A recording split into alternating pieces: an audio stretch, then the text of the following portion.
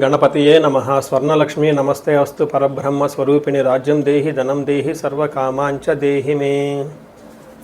ప్రతి ఒక్కళ్ళకి స్వర్ణలక్ష్మి అమ్మవారు బ్రహ్మ జ్ఞానాన్ని ఇవ్వాలని, తద్వారా ప్రతి ఒక్కళ్ళు ప్రతి నిమిషము చక్కగా నవ్వుతూ హ్యాపీగా ఉత్సాహంగా ఉండాలని, అలానే కొన్ని సందర్భంలో మనకు నచ్చినవి వస్తాయి, కొన్నిసార్లు కొంచెం లేటుగా రావచ్చు. అలానే మనకు నచ్చిన వాళ్ళు కొన్నిసార్లు మన దగ్గర ఉండవచ్చు, కొన్నిసార్లు దూరంగా ఉండవచ్చు.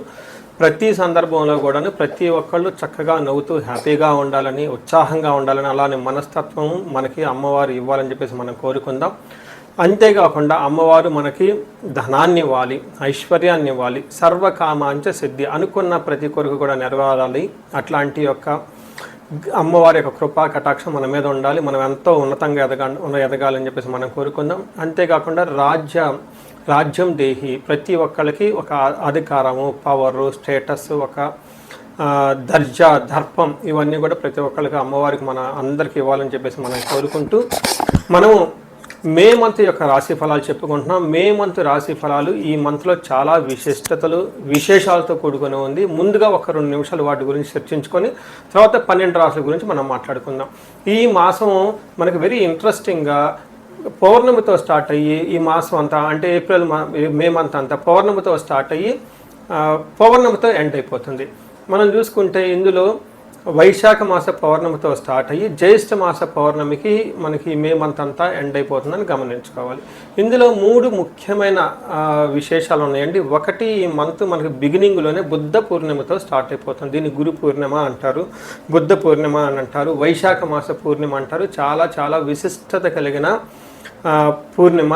పర్టికులర్గా గురువుకు సంబంధించి, చంద్రుడికి సంబంధించి ఎవరైనా కనుక దోషాలు ఉంటే ఆ రోజున మెడిటేషన్, ధ్యానం చేస్తే చాలా బాగుంటుంది. కొన్ని వైష్ణవ టెంపుల్లో విష్ణుమూర్తికి కళ్యాణ మహోత్సవం కూడా జరుపుతూ ఉంటారు. చాలా చోట్ల జాతరలన్నీ జరుపుతూ ఉంటారు. ఒక వెరీ ఇంట్రెస్టింగ్, చక్కగా బాగా ఎంజాయ్ చేయవలసిన పౌర్ణమి వైశాఖ మాస పౌర్ణమి.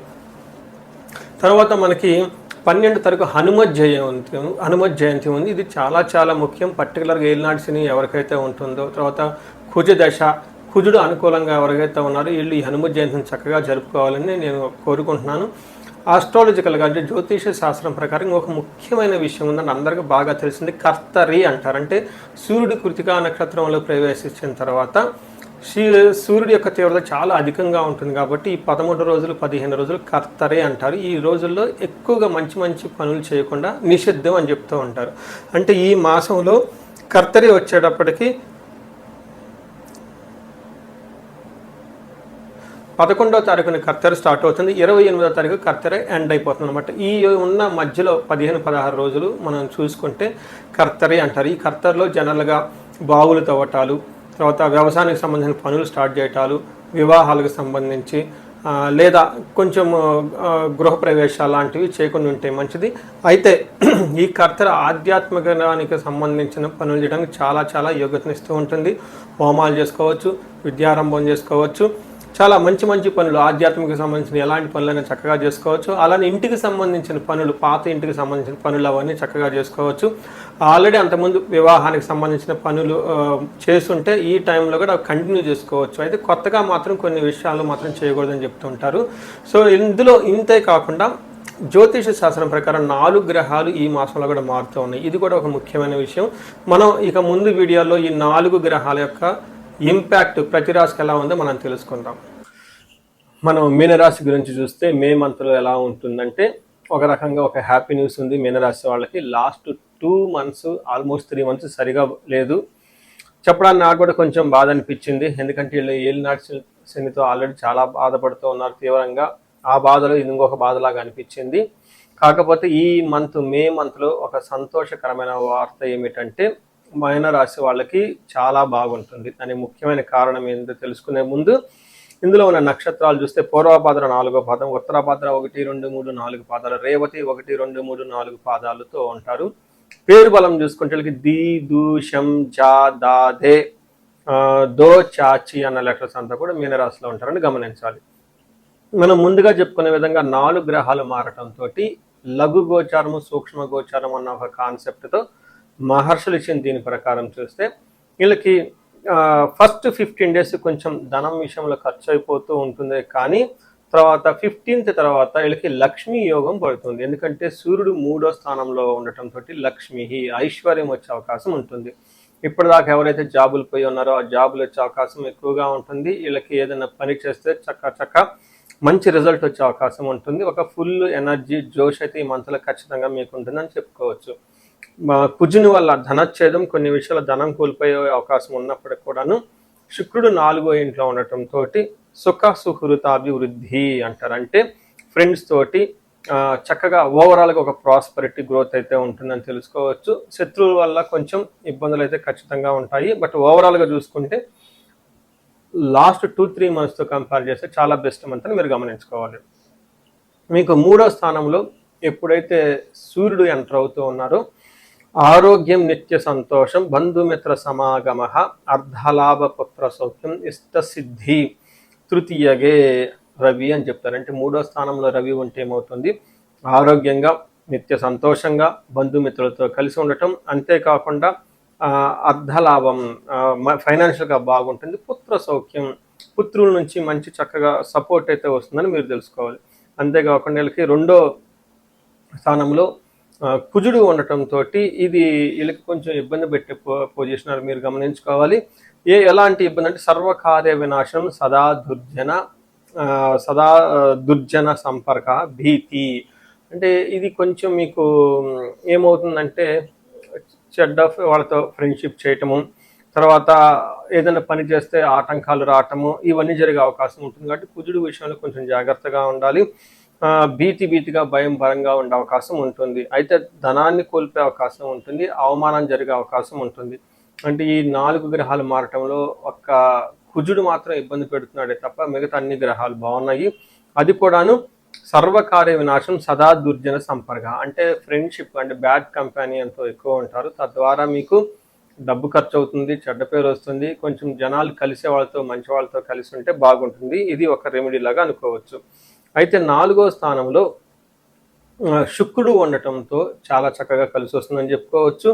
ఇక్కడ ఏం చెప్తారంటే శుక్రుడు 4వ స్థానం అంటే స్వబుద్ధి, బంధు సన్మానం, స్త్రీ సంభాషణ సంభ్రమ, పుత్రమిత్ర కళాత్రాది విద్యాగోష్ఠు, సుఖే భృగునందనే అని చెప్తారు. అంటే భృగునందుడు అంటే శుక్రుడు 4వ స్థానంలో ఉంటే భార్యల ద్వారా, పుత్రుల ద్వారా, సంతానం ద్వారా చక్కగా మాట్లాడుతూ మంచి ఒక విద్యకు సంబంధించిన వ్యవహారాలు, ఉన్నతికి సంబంధించిన వ్యవహారాలు మాట్లాడుతూ ఉంటారు. స్త్రీ సంభాషణ సంభ్రమ, లేడీస్ నుంచి మంచి సపోర్ట్ వస్తుంది, ఇంట్లో కానీ బయట నుంచి కానీ. అదే ఇన్ కేస్ లేడీస్ అయితే వర్కింగ్ ఉమెన్ ఎవరిని అంటే ఆఫీసుల దగ్గర నుంచి కానివ్వండి, కాలేజ్ దగ్గర నుంచి కానీ బయట నుంచి చక్కగా మంచి రిజల్ట్ వస్తుందని తెలుసుకోవాలి. స్వబుద్ధి, బంధు సన్మానం, మా ఇంట్యూషన్ చాలా స్ట్రాంగ్గా ఉంటుంది. బంధువుల నుంచి మంచి సన్మానం అంతా వస్తుందని చెప్పుకోవచ్చు. అంతేకాకుండా ధనం సంపాదించుకుంటారు. అఫీషియల్ మ్యాటర్స్లో కూడా చాలా చక్కగా ఉంటారని చెప్పుకోవచ్చు. ఒక విషయం చెప్పుకుంటే మీకు కొంచెం చెడు సమాసాలు కలిగి ఇబ్బందులు పడతారే తప్ప మిగతా అన్ని విషయాల్లో బాగుంటుంది. పర్టికులర్గా ప్రమోషన్ మ్యాటర్స్, ఉద్యోగ రీత్యా కెరియర్లో చాలా బాగుంటుందని గమనించుకోవాలి. ఇందులో మనకి నక్షత్ర ప్రకారం చూసుకుంటే పూర్వభాద్ర, ఉత్తరాభాద్ర, రేవతి నక్షత్రాలు 3 నక్షత్రాలు ఉంటాయి. మనకి మహర్షులు అంగగోచారం అన్న ఒక కాన్సెప్ట్ చూస్తే ఈ కాన్సెప్ట్లో ఏ నక్షత్రం వాళ్ళకి ఎలా ఉందో కూడా మనం తెలుసుకోవచ్చు. ఇందులో భాగంగా పూర్వభాద్ర వాళ్ళకి ఐశ్వర్యవంతంగా ఉంటుంది, జయప్రదంగా ఉంటుంది, ధనలాభం చక్కగా ఉంటుంది. అయితే వీళ్ళకి బంధనము, కలహము చూపిస్తుందంటే మీకు కుజుని వల్ల గొడవలయ్యే అవకాశం ఎక్కువగా ఉంటుంది. అది ముందుగా చెప్పుకున్నాము, పర్టికులర్గా ధనం విషయంలో కానీ. అయితే తద్వారా వీళ్ళకి బంధించబడినటువంటి పరిస్థితులు ఉంటుంది. అంటే కన్ఫ్యూజ్డ్ అనే ఒక పరిస్థితిలో ఉంటారు. ఒక మంచి ఆఫర్ వస్తుంది, తీసుకుందామా వద్దా, లేదంటే ఎన్ఆర్ఐలు అయితే అక్కడ ఇండియాకి వచ్చేద్దామా, లేదంటే అబ్రాడ్లో సెటిల్ అయితే బాగుంటుందా, లేదంటే బిజినెస్ చేస్తే బాగుంటుంది, ఇలా కన్ఫ్యూజన్లు ఎవరైనా ఉంటే ఒకసారి మీ ఓన్ హారోస్కోప్ చెక్ చేసుకుంటే అందులో మీది ఏది స్ట్రెంత్ తెలిస్తే దాని ప్రకారం డెసిషన్ తీసుకుంటే బాగుంటుంది. ఉత్తరాభాద్ర నక్షత్రం వాళ్ళకి ఐశ్వర్యప్రదంగా ఉంటుంది, చక్కగా ధనలాభం బాగా చూపిస్తుంది, విశేషమైన ధనలాభం ఉంది. వీళ్ళకి కలహము, గొడవలయ్యే అవకాశం ఎక్కువ ఉంటుంది. దీంతో పాటు బంధించబడినటువంటి పరిస్థితి కూడా ఉంటుంది. అలానే రేవతి నక్షత్రం వాళ్ళకి ఐశ్వర్యప్రదంగా ఉంటుంది, సంపదలు బాగుంటుంది, ధనలాభం బాగుంటుంది, అన్నీ ఏ ప్రకారంగా చూసుకున్నా బాగుంటుంది. కాబట్టి రేవతి నక్షత్రం వాళ్ళకి మరణ తుల్యం అంటారంటే ఇప్పటిదాకా ఏదైనా ఒక వ్యవహారం జరిగిపోతూ ఉంటే దాని తర్వాత కట్ ఆగిపోయే అవకాశం ఉంటుంది. కార్పొరేట్లో పనిచేసే వాళ్ళది మీకు ఒక విజన్ మిషన్ ఆబ్జెక్టివ్స్ అయ్యో ఉంటాయి. అవి బిజినెస్లో ఉన్న వాళ్ళు అవి ముందుకు వెళ్లకుండా అర్ధాంతరంగా ఆగిపోయే అవకాశం ఉంటుంది. సో వీటికి ఏది జరిగినా కానీ ఈ టైంలో మీకు కలిసి వచ్చే టైంలో చెడు ఆటోమేటిక్గా పోతుంది, వినాశం వచ్చేటప్పుడు చెడు ఆటోమేటిక్గా వస్తున్నట్లు మీరు ఆల్రెడీ డీప్ క్రైసిస్లో ఉన్నారు. కాబట్టి ఈ రాశి వాళ్ళు ఏ చేంజ్ వచ్చినా కానీ మీకు అనుకూలంగా ఉండబోతుంది ఫ్యూచర్లని గమనించుకొని చక్కగా ఉండాలి.